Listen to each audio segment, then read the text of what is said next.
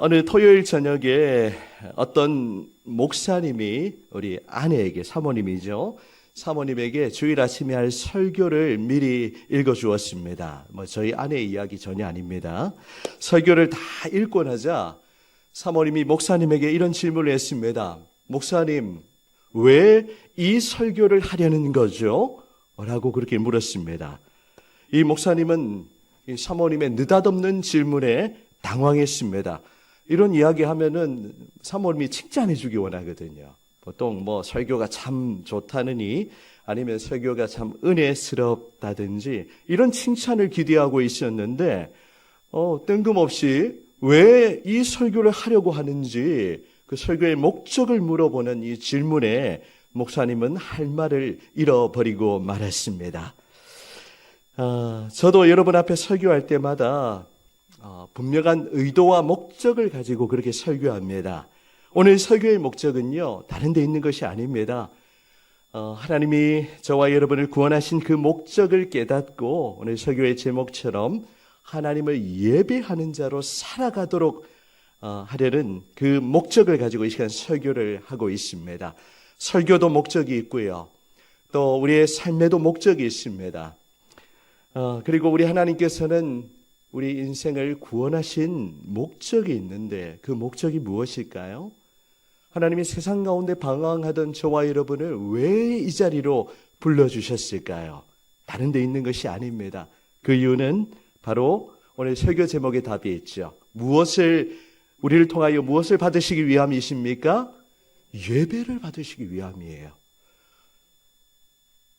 하나님이 저와 여러분을 통하여 예배 받으시기를 그토록 기대하고 계시고 여러분을 예배를 통해 만나주시기를 그렇게 사모하고 계십니다. 하나님이 이스라엘 백성들을 구원하신 목적도 마찬가지이죠. 그들을 이 종되었던 땅, 애굽 땅에서 그들을 구원하여 내신 목적은 그들을 통하여 예배를 받으시기 위함이었습니다. 우리를 구원하신 목적도 동일하죠. 하나님은 자격 없는 우리를 어린 양 예수의 피로 씻으시고 저와 여러분을 구원하여 주신 것, 바로 우리를 통하여 예배를 받으시기 위함입니다. 오늘은 설교를 통하여 우리를 구원하신 이 목적을 분명하게 깨닫고 그 구원의 목적을 따라 하나님을 예배하는 그런 여러분이 다 되시기를 축복합니다. 아멘. 올해도 작년과 동일하게 리딩 지저스 순서에 따라서 그 주간에 읽을 성경의 중요한 본문을 가지고 설교를 하고 있습니다. 여러분, 이렇게 설교를 하니까 창세기부터 요한계시록까지 골고루 설교를 할 수 있어서 저에게도 큰 유익이 있습니다. 여러분은 어떠세요? 네, 올해까지는 이렇게 설교를 하려고 합니다. 우리 교회는 이번 주간 리딩 지저스 세 번째 이제 출애굽기의 말씀을 읽게 되는데요. 출애굽기의 말씀 역시 이야기체로, 내러티브로 되어 있기 때문에 읽기에 별 무리가 없습니다. 이번 주간도 여러분 우리 새로운 소그룹에서 출애굽기의 말씀에 그 주어진 범위에 따라서 차례로 읽어 나가시면서 말씀의 은혜를 충만하게 누리셨으면 좋겠어요. 혹시나 아직도 이 리딩 지저스 그룹에 못 들어와서 하고 싶으신 분들은 지금도 늦지 않았으니 여러분을 초대합니다. 여러분, 창세기와 출애굽기 종이 한 장 차이죠.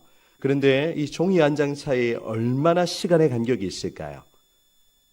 어느 정도의 시간의 그 간격이 있을까요? 창세기 50장과 출애굽기 1장 사이에 몇 년이라는 시간이 흘렀을까요? 몇 년? 네, 1100년? 네, 1100년. 네, 조금 많은 것 같고요. 예, 보통 이제 400여 년이라고 그렇게 표현하는, 정확하게 표현하면 430년이라고 표현하기도 합니다. 자, 이 창세기 출애굽기는 종이 한 장 차이지만 시간적으로 보면 약 400년이라는 그런 시간의 간격이 있습니다. 이제 하나님은 이스라엘을 구원하시기 위한 그 하나님의 구원의 계획을 서서히 펼치시기 시작하는데요. 애굽 땅에서 400년 동안 종살이하고 있던 이 이스라엘 민족을 구원하시고 그들을 통하여 하나님의 구원의 역사를 이루어 가시는 것을 우리는 출애굽기를 통해 보게 될 것입니다. 이제 창세기 내용 여러분 다 읽으셨으니까요. 이제 이 고대 근동 지방에 큰 흉년이 들었죠. 7년간의 흉년이 계속되었습니다. 그래서 이제 애굽을 비롯하여 가나안 지역뿐만이 아니라 온 지역에 흉년이 찾아왔고 사람들에게 먹을 것이 떨어져 버렸습니다. 자칫 잘못하면 인류가 멸절될 수 있는 그런 위기에 처하게 되었습니다. 하지만 하나님은 한 사람을 애굽 땅에 먼저 보내서 그 한 사람을 통하여 이스라엘 민족과 온 세상을 살리고 구원하도록 그렇게 하시죠. 그 인물이 누구입니까? 바로 요셉이죠. 하나님은 요셉을 통하여 그 하나님의 구원의 계획을 계속해서 이루어 가시는 것입니다. 이제 요셉을 통하여 이 야곱과 그의 가족, 요셉의 자녀들 포함해서 70명이 애굽 땅 고센 땅에 정착을 하게 되었습니다. 처음에는 70인으로 시작한 이 이스라엘 민족이 400년이라는 시간이 흘러가면서 얼마나 인구가 불었을까요? 이 출애굽기 1장부터 하나님이 그의 조상들에게 약속하신 대로 생육하고 번성하여 땅에 충만하도록 하시는 그 하나님의 약속을 이루어 가시는 것을 우리는 출애굽기 1장부터 보게 됩니다. 자, 출애굽기 1장 7절 보실까요? 이스라엘 자손은 생육하고 불어나 번성하고 매우 강하여 온 땅에 가득하게 되었더라. 그렇게 기록하고 있어요. 여러분, 하나님이 이 첫사람 아담에게 주셨던 문화명령 기억하십니까? 문화명령의 앞부분의 내용이 무엇이었죠? 생육하고 번성하여 땅에 충만하고 또 그 이후에는 정복하고 다스리는 그 권세를 주셨는데 그 약속대로 이제 아브라함에게 주셨던 약속도 그렇죠. 자손에 대한 약속, 또 아브라함과 이삭과 야곱에게 이어졌던 그 약속이 계속해서 갱신되고 출애굽기부터 이루어지는 것을 우리는 보게 됩니다. 이스라엘 민족들이 점점 번성하기 시작했고요. 매우 강하여서 애굽 온 땅에 가득하게 되었던 것입니다. 자, 이제 시간이 흘러가고 요셉을 알던 사람들, 요셉과 그 시대의 사람들은 모두 다 열조에게로 돌아가게 되었습니다. 하지만 애굽 땅에서 이스라엘 민족은 계속해서 번성하게 되었던 것이죠. 이스라엘 민족이 점점 강해지니까 이 애굽 왕 바로가 어떻게 합니까? 이 이스라엘 민족을 핍박하기 시작했죠. 그래서 이들을 히브리 민족을 노예로 삼았고 그들로 하여금 이 국고성 비돔과 라함셋, 거대한 피라미드 같은 그런 것들을 건축하도록 했습니다. 그런데도 이스라엘 민족은 줄지가 않는 거예요. 여러분, 우리 대한민국 이제 올해부터 초고령화 사회로 진입을 했고, 이제 출산율도 조금 반등을 했다고 하지만 여전히 출산율은 낮고, 이제 한국 사회가 어떻게 흘러갈지 굉장히 걱정이 되기도 하고 그렇습니다. 우리 교회 태어나는 또 곧 태어날 아이들도 있고 하지만 우리 다음 세대가 더욱 믿음으로 일어나도록 그렇게 해야 될 것입니다. 여러분, 자, 이스라엘 민족을 이제 애굽 왕 바로가 핍박하고 죽이라는 그런 명령을 내리죠. 그런데 하나님을 경외하던 산파들이 아기들을 살렸습니다. 출애굽기 1장 20절을 보시면, 자, 같이 한번 읽어보실까요? 1장 20절 시작. 하나님이 그 산파들에게 은혜를 베푸시니 그 백성은 번성하고 매우 강해지니라. 아멘. 하나님은 애굽 왕 바로가 핍박하면 핍박할수록 더 번성하게 하시고 이 민족을 통하여 하나님의 구원의 역사를 계속해서 이루어 가시는 것을 우리는 보게 됩니다. 여러분, 리딩지에서 성경을 읽으실 때 우리가 인물과 사건도 중요하지만 그 사건의 배후에 하나님이 어떻게 그 약속을 성취해 가시는가, 약속과 성취라는 관점에서 성경을 읽어 나가시면 우리에게 많은 유익이 있습니다. 이제 이스라엘 민족은 크고 강한 민족이 되었고 한 나라를 이룰 만큼 큰 민족이 되었던 것입니다. 그런데 하나님은 이 한 사람의 지도자를 준비하고 계시는데요. 그 지도자가 누구입니까? 모세라는 인물입니다. 하나님은 모세를 통하여 이제 이스라엘을 구원할 그 준비를 하고 계시죠. 모세를 부르시고 그를 통하여 이제 곧 출애굽을 그렇게 행하실 예정입니다. 여러분, 모세가 누구입니까? 모세가 누구이지요? 이렇게 물으면 모세가 모세지 누구냐고 대답하기가 좀 애매한데요. 여러분, 성경에서 숫자를 제일 못 세는 사람이 있습니다. 누구일까요? 예, 모세입니다. 예. 이제 우리 자녀들 화요일이면 상급학교 진학하고 또 한 학년 또 이렇게 진급하게 되는데요. 출애굽기에 보면은 오늘 이제 나중에 우리가 설교 후에 아이들 오면 우리가 축복하고 아이들을 학교로 파송하는 시간을 가지려고 합니다. 출애굽기 보면 공부와 관련된 성경 인물 많이 나오는데 모세도 나오고, 여러분 또 성경에서 공부를 제일 잘 아는 출애굽기에 나오는 여인이 있습니다. 누구일까요? 어떻게 하셨어요? 누구십니까? 저 커피 쿠폰 쏴드려야 되겠네. 미리암이라고. 모든 걸 미리 다 알아버리니까 공부를 굉장히 잘, 아직도 이해를 못 하시는 분들이 계십니다. 우리 교회 자녀들이 새로운 학기에도 믿음을 잘 지키며 또 잘 적응하고 좋은 친구들, 선생님 만나고 학업을 잘 감당하기를 우리가 응원하며 기도하기를 원합니다. 자, 우리 삼천포로 빠졌다가 다시 내용으로 들어오시면, 여러분 출애굽기는 모세가 주인공인 것처럼 그렇게 보이지만 모세가 주인공이 아닙니다. 모세는 그저 그 시대의 언약의 대표자라고 조금 표현해 볼까요? 언약의 중보자라고 표현해 보겠습니다. 하나님의 약속을 성취하는 언약의 대표자로서 이 모세를 통하여 하나님이 이스라엘 백성들을 구원해 내셨던 것입니다. 여러분 출애굽기에도 이 그리스도에 대한 모형과 그림자가 굉장히 많이 나옵니다. 모세가 바로 장차 오실 그리스도를 예표하고 있는 그런 구원의 모티브가 되는 것입니다. 인간 모세는 장차 그리스도를 통하여 하나님의 백성들을 구원하실 것을 미리 내다 보여주는 그런 역할을 하고 있는 것입니다. 그래서 우리는 출애굽기를 읽을 때에도 그리스도 중심으로 우리는 읽을 수 있어야 하는 것이죠. 여러분, 모세의 이름의 뜻이 무엇입니까? 예, 물에서 건져낸다는 그런 뜻이죠. 그러면 예수님의 이름의 뜻은 무엇입니까? 자기 백성을 죄에서 구원할 자, 구원자라는 뜻이죠. 모세의 이름의 뜻과 예수님의 이름의 뜻이 거의 똑같아요. 하나님이 언약의 대표자인 모세를 통하여 이스라엘 민족을 구원하셨듯이 예수 그리스도를 통하여 이 죄와 허물로 죽었던 우리 인생들을 다시금 구원하실 것을 미리 이 출애굽기를 통하여서 우리에게 보여주고 계시는 것입니다. 이 출애굽기에 나타난 여러 구원의 과정들, 이 예수님으로 말미암는 구원의 모티브가 됩니다. 자, 애굽의 바로 왕은 끊임없이 이 이스라엘 백성들을 회방하고 그들을 놓아주지 않으려고 하지요. 애굽에서 종살이 하던 이 이스라엘 백성들의 모습은 무엇을 의미할까요?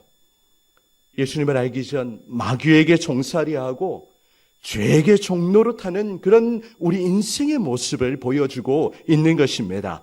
하지만 하나님은 모세를 통하여 그들을 구원해 내셨죠.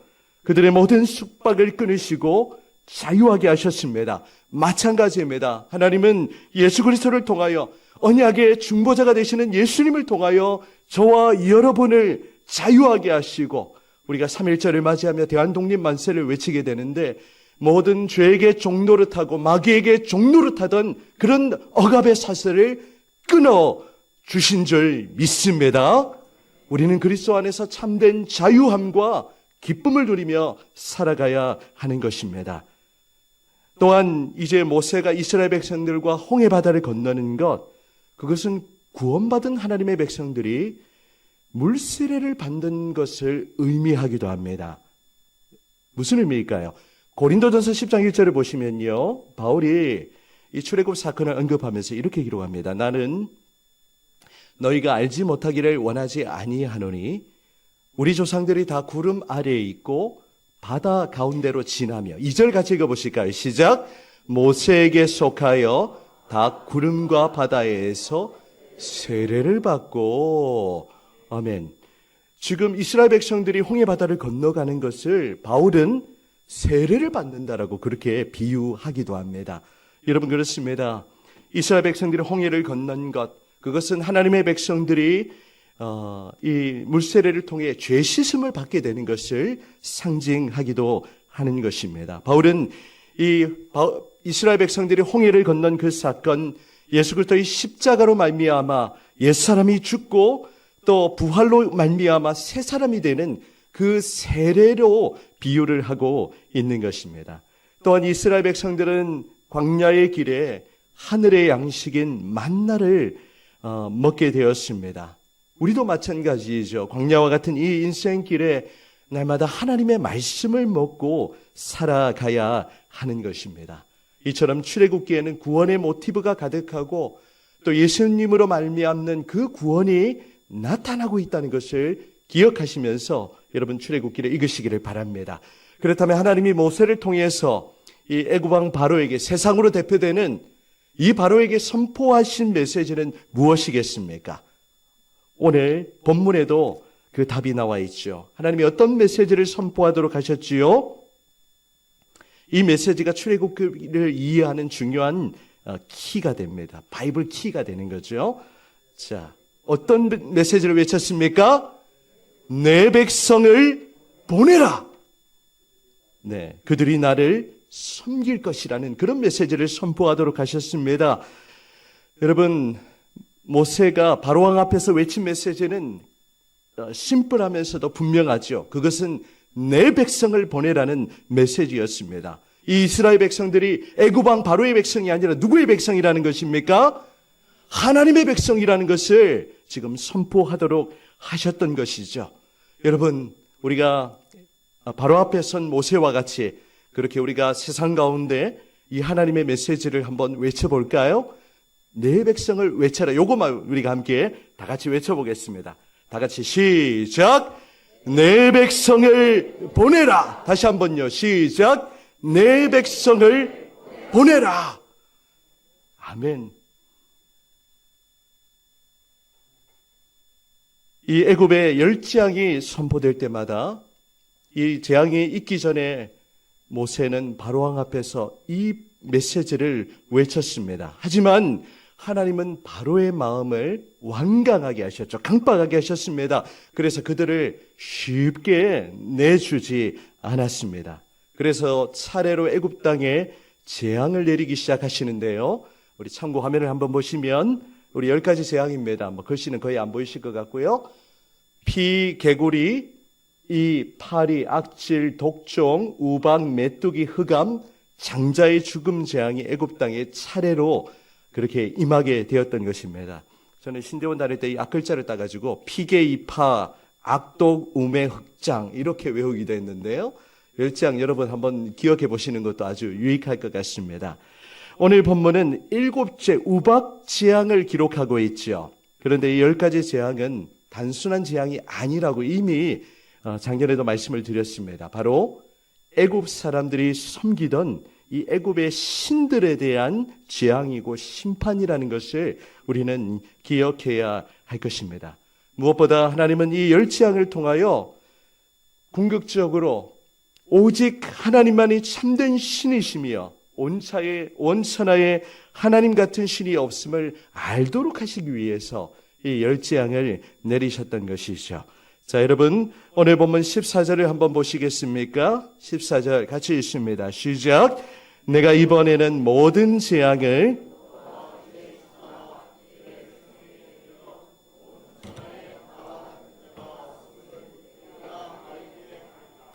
아멘.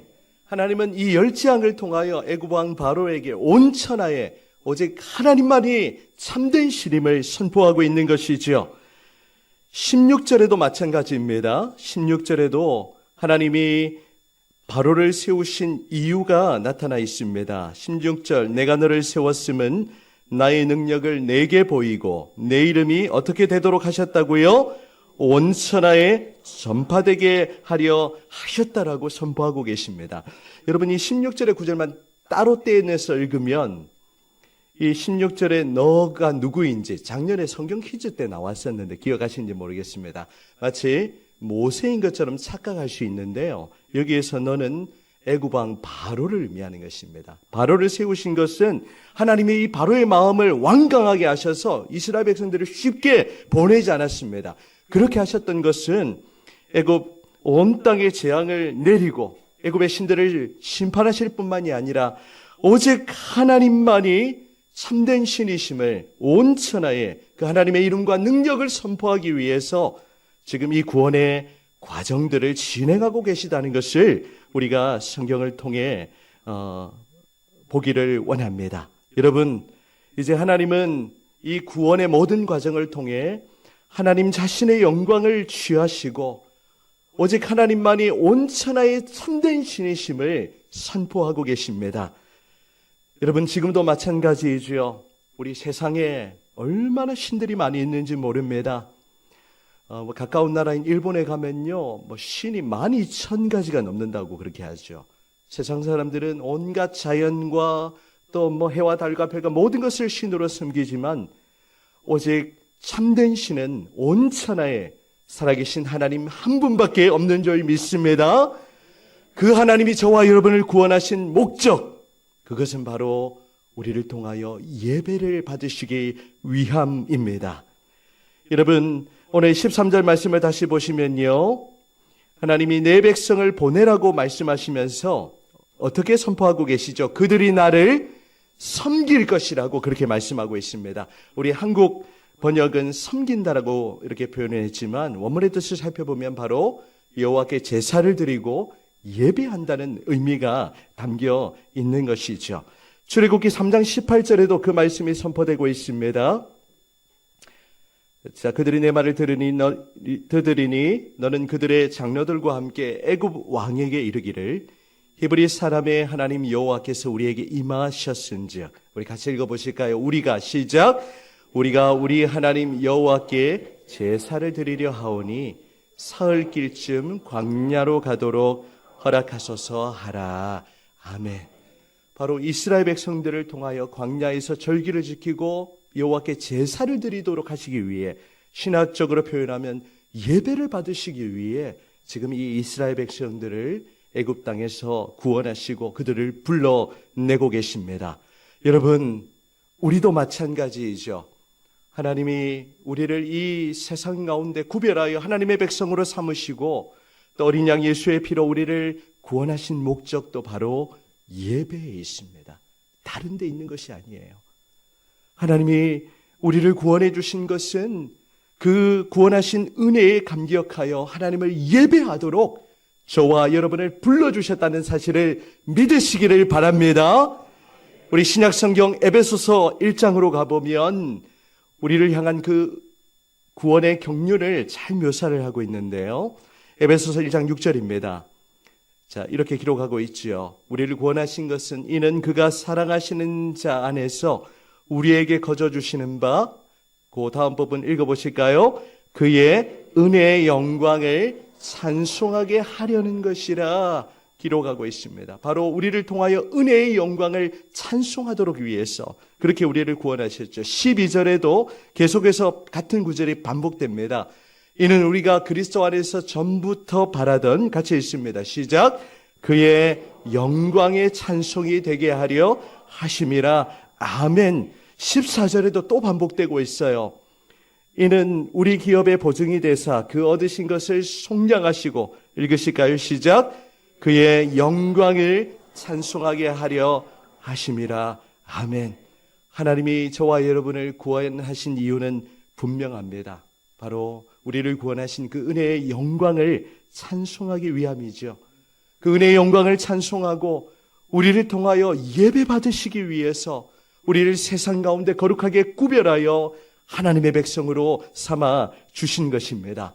오늘 여러분, 우리를 구원하신 목적을 분명히 깨닫고 하나님이 예배하는 백성으로 우리를 불러주셨음을, 우리를 구원해 주셨음을 기억하며, 여러분 이제 이 구원의 목적을 깨닫는다면 우리는 어떻게 살아야 하겠습니까? 바로 하나님을 예배하는 백성으로 살아가야 하는 것입니다. 이제 적용에 관한 그런 내용들인데요. 예배가 이토록 소중하다면 이제 우리가 이 구원의 목적을 깨닫는다면 어떻게 하나님 앞에 예배를 드려야 하겠습니까? 여러분, 지금 여러분은 어떻게 하나님을 예배하고 계세요?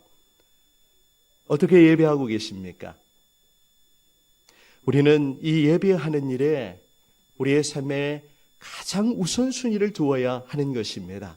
예배하는 것보다 더 중요한 일이 있을까요? 여러분, 지난주에 우리 주말에 뉴스를 보신 분들은 아실 것입니다. 미국 백악관에서 우리 트럼프 대통령과 또 우리 우크라이나의 젤렌스키 대통령이 이렇게 정상회담을 하는데 난타전이 일어났죠.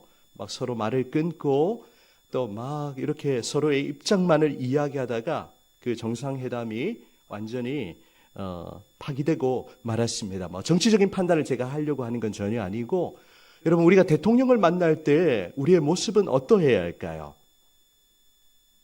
오늘 우리 기도하신 송 집사님 또 이렇게 기도를 잘 준비하시고 또 이렇게 또 옷도 깨끗하게 입으시고 하나님 앞에 예배하는데, 참 이렇게 하나님 앞에 우리의 몸과 마음을 준비하는 일이 굉장히 중요합니다.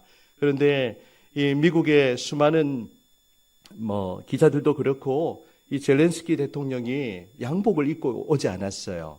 그걸 가지고 굉장히 비난을 했습니다. 그런데 이 젤렌스키 대통령은 왜 그렇게 했죠? 전쟁 중이기 때문에 자신은 양복을 입을 수 없다라고 그렇게 이야기를 했죠.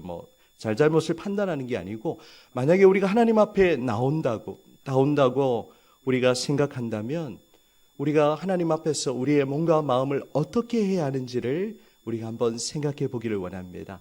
여러분, 하나님 앞에 예배를 위해서 우리는 잘 몸과 마음을 준비해야 하는 것이죠. 토요일에는 가급적이면 우리가 이제 늦게까지 이렇게 피곤하지 않도록 우리의 시간도 잘 관리하고요. 무엇보다 주일을 준비하면서 옷도 이렇게 준비하고, 저는 주일에 가장 좋은 옷을 입고 그렇게 하나님 앞에서 여러분을 또 섬기고 있습니다. 또 우리가 옛날에는 우리 헌금을 드릴 때 이렇게 막 헌금을 빳빳하게 다려가지고 그렇게 헌금을 드리기도 했고, 중요한 것은 예배를 준비하는 우리의 마음이죠. 여러분, 우리가 이 예배를 통하여 살아계신 하나님을 만난다면 우리의 몸과 마음이 잘 준비되어야 할 것입니다. 또한 우리는 예배를 위해서 기도로 준비를 해야 합니다. 우리가 사모하는 마음으로 하나님 앞에 나와야 하는 것이죠. 여러분은 얼마나 예배를 위해서 기도하세요? 아마 많은 분들이 주일 아침에 오기도 바쁘고 또 겨우 시간에 맞춰서 이렇게 오시는 모습들 충분히 그럴 수가 있죠. 하지만 우리가 5분 더 일찍 서두르고 예배를 잘 드리기 위해서 우리가 무엇보다 기도로 준비하는 거 굉장히 중요합니다. 이 예배의 자리에 앉아서 하나님을 만나기를 기대하면서 기도로 잘 준비하며 그렇게 예배를 드리는 여러분들이 되셨으면 좋겠습니다. 또한 여러분, 이 예배하는 일에 우리는 전부를 걸어야 하는 것이죠. 오늘 지금 우리가 드리는 이 예배가 내 생의 마지막이라는 그런 마음을 가지고 하나님 앞에 예배 드리기를 원합니다. 여러분, 우리는 이렇게 좋은 환경에서 하나님을 마음껏 찬양하고 예배하지만 아직도 공산권이나 이슬람권에서는 예배하는 것이 정말 자신의 생명을 걸어야 하는 일입니다. 찬송도 마음껏 부를 수 없고요. 성경책을 이렇게 가지고 있는 것도 어려운 일이고, 목소리 높여 찬송을 부르지도 못합니다. 하지만 하나님이 우리에게 이런 자유를 주셨는데 이 예배의 소중함을 망각한 채 그렇게 우리가 예배를 귀하게 여기지 않는 그런 모습들을 저 자신부터 반성하면서 하나님 앞에 예배하는 우리의 중심을 새롭게 하는 그런 여러분이 되시기를 간절히 소망합니다.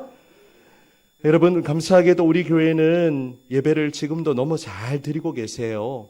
오후 예배까지도 거의 우리 7, 80%가 예배의 자리를 지키십니다. 그 모습을 칭찬해 드리고 싶고요. 또 너무너무 예배하는 분위기도 은혜스럽고 또 한 분 한 분이 얼마나 예배를 잘 드리고 계시는지 모릅니다. 지금 여러분이 잘 못하기 때문에 더 예배를 잘 드리세요, 이런 접근은 전혀 아니고요. 예배를 대하는 우리의 마음 자세를 새롭게 하고 더 우리가 대통령보다 위대하신 그 하나님을 만난다는 이런 마음으로 하나님을 예배하는 저와 여러분이 되시기를 간절히 소원합니다. 우리가 가능하면 올 한 해 하나님 앞에서 우리가 주일을 잘 지키고 예배하는 이 일을 우리가 정말 사수하기를 원합니다. 주일에 부득이하게 근무하는 분들도 계세요. 오늘 예배의 자리에 함께하지 못한 분들도 계시고, 또 그럼에도 불구하고 시간을 내어서 일하는 중에도 이렇게 교회에 오셔서 예배 드리고 다시 또 일하러 가시는 그런 분들도 계십니다. 그런 중심을 하나님이 기뻐하신다는 것이죠. 또 어떤 집사님은 이런 각오를 하시더라고요. 올 한 해 본교회에서 예배를 한 번도 빠짐없이 드리겠다는 그런 결심을 하시는 분들도 계세요. 우리 칭찬해드리고 싶어서 나눕니다.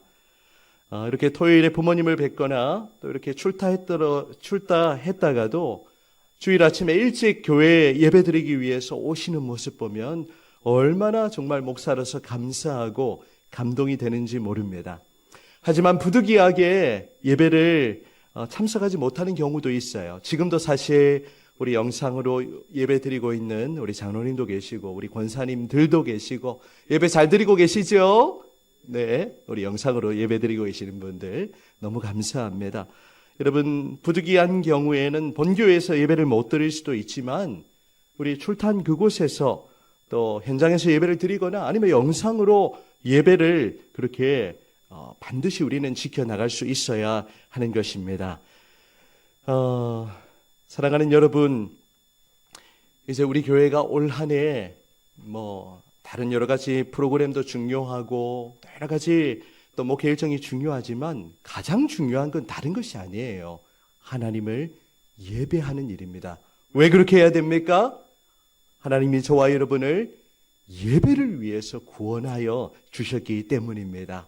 여러분, 이 예배를 통해서 하나님을 만나는 인생, 우리의 인격이 변화되고 예배 가운데 우리가 하나님의 음성을 듣고 또 하나님을 만나는 가운데 우리의 삶이 변화되는 그러한 은혜의 역사가 나타나게 될 줄 믿습니다. 이 예배를 통해서 계속해서 삼위 하나님과 진하게 여러분 교제를 나누시고 하나님과 사랑의 데이트도 깊이 나누시고 나를 위로하시고 또 나의 상처받은 심령을 치료하시며 지쳐있는 나의 몸과 마음에 새 힘을 주시는 그 하나님의 은혜의 손길을 이 예배를 통해서 깊이 경험하는 저와 여러분이 되시기를 간절히 소원합니다.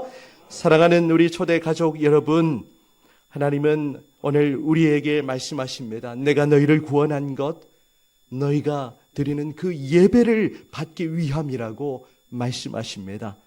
하나님이 우리의 예배를 그토록 기대하고 계시는 것이죠.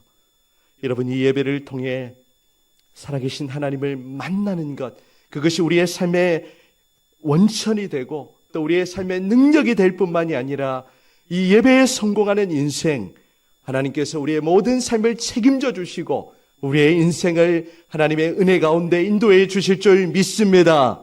오늘 말씀 기억하면서 올 한 해 하나님 앞에 예배자로 서서 하나님을 뜨겁게 경험하고 또 예배를 통하여 하나님께 모든 영광을 돌려드리시는 그런 복된 저와 여러분들이 다 되시기를 주님의 이름으로 축원합니다. 아멘.